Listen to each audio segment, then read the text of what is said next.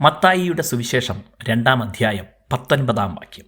ശിശുവിന് പ്രാണഹാനി വരുത്തുവാൻ നോക്കിയവർ മരിച്ചുപോയതുകൊണ്ട് നീ എഴുന്നേറ്റ് ശിശുവിനെയും അമ്മയെയും കൂട്ടിക്കൊണ്ട് ഇസ്രായേൽ ദേശത്തേക്ക് പോക എന്ന് പറഞ്ഞു. ദൈവത്തിൻ്റെ പദ്ധതികൾക്കെതിരെ എപ്പോഴും ഒരു ആത്മീയ പോരാട്ടമുണ്ടെന്ന് കാണാൻ കഴിയും. മനുഷ്യരുടെ രക്ഷയ്ക്കായി അവിടുന്ന് ഒരുക്കിയ പദ്ധതിക്കെതിരെയും അന്നും ഇന്നും പല വിധത്തിലുള്ള യുദ്ധങ്ങൾ കാണാം.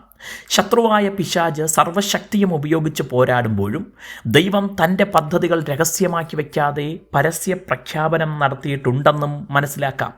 യഹൂദയിൽ നിന്ന് ഇസ്രായേലിനെ മേയ്ക്കാനുള്ള തലവൻ പുറപ്പെട്ടു വരും എന്നും അവിടുത്തെ ഭൂമിയിലെ ജനനം ബത്ലഹേമിൽ ആയിരിക്കുമെന്നും ദൈവം കൃത്യമായി പ്രവാചകരിലൂടെ മുന്നറിയിച്ചിട്ടുണ്ട്.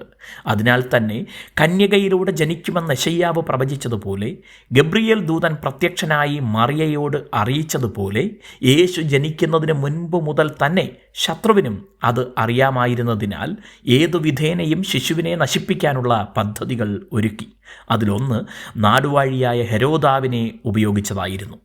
യഹൂദരുടെ രാജാവായി പിറന്നവൻ തനിക്ക് ദോഷമുണ്ടാക്കുമെന്ന് ഭയന്നാണ് ഹെരോദാവ് യേശുവിനെ ഇല്ലായ്മ ചെയ്യാൻ കൽപ്പന പുറപ്പെടുവിച്ചത്.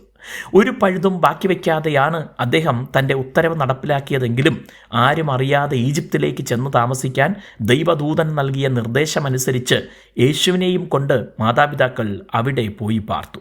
എന്നാൽ കുറച്ചു കാലം കഴിഞ്ഞപ്പോൾ ഹെരോദാവ് മരണമടഞ്ഞു. ഇതിനെ തുടർന്ന് യേശുവിൻ്റെ മാതാപിതാക്കൾക്ക് നൽകുന്ന സന്ദേശമാണ് ശിശുവിന് പ്രാണഹാനി വരുത്താൻ നോക്കിയവർ മരിച്ചുപോയി എന്ന്. ചില വേളകളിൽ ശത്രുവിൻ്റെ കരം ഉയർന്നിരിക്കുന്നതായി നമുക്ക് തോന്നാമെങ്കിലും അല്പകാലം കാത്തിരുന്നാൽ പ്രാണഹാനി വരുത്താൻ നോക്കുന്നവർ പ്രാണൻ നഷ്ടപ്പെട്ടവരായി ചരിത്രത്തിൽ ഒടുങ്ങും. നമ്മുടെ പ്രാണൻ ദൈവകരങ്ങളിൽ സുരക്ഷിതമാണ്. അതിനായി അവിടുന്ന് നൽകുന്ന നിർദ്ദേശങ്ങൾ അനുസരിക്കാൻ മടിക്കരുത്, കാലതാമസം വരുത്തരുത്. ദൈവം നിങ്ങളെ അനുഗ്രഹിക്കട്ടെ.